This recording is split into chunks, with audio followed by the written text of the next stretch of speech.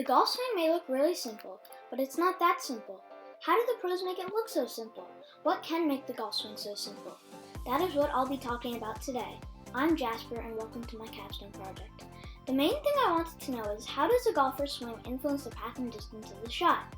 I also wanted to know, what makes the ball go left or right on a shot? What else besides the angle that you attack the ball makes it go farther?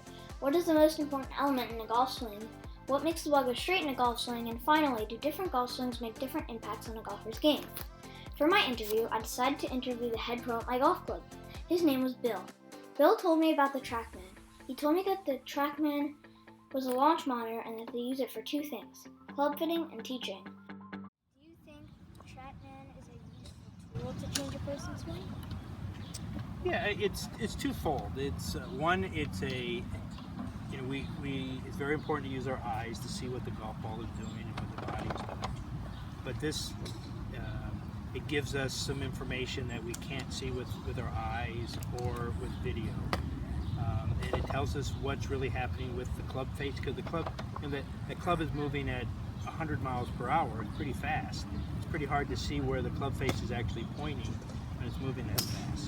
So this is a tool that it shouldn't be your only tool, but it should be another tool that we use, just like a doctor. It's like an X-ray for the golf swing.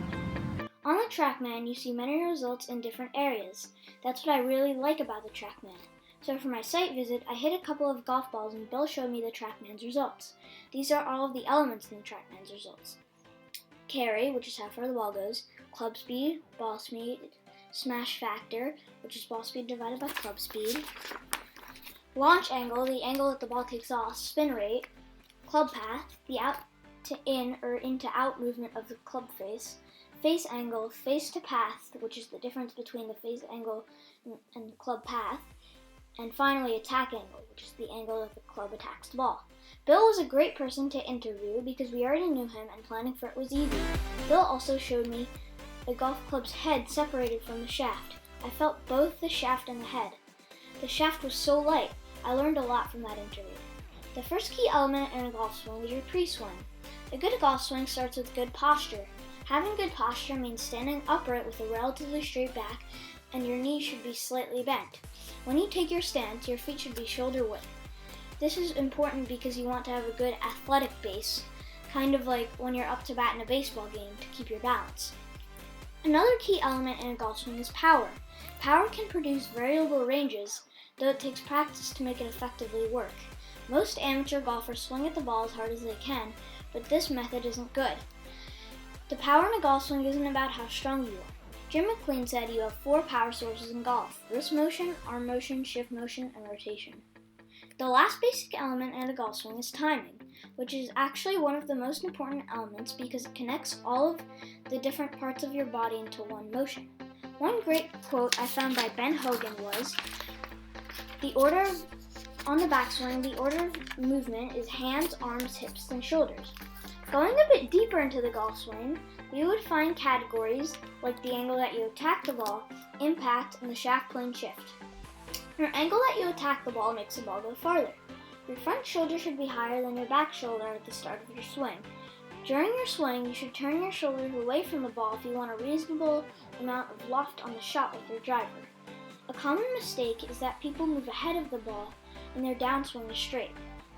This is bad because you will hit the ball high but not far. In our second specific category for the golf swing, we have impact, which is when the club meets the ball. Impact happens in a millisecond. Your front wrist, so in this case for a right-handed golfer's left wrist and a left-handed golfer's right wrist, should be flat when you're hitting the ball. If you have the club leaning forward on impact, then you'll hit the ball really high. Our third and final specific category for the golf swing is the shaft plane shift. There is a shaft plane shift from the top of the backswing down. One great drill is to swing continuously back and forth until you feel comfortable hitting the shot. You should never go back with stiff arms because you won't be able to take the club all the way back.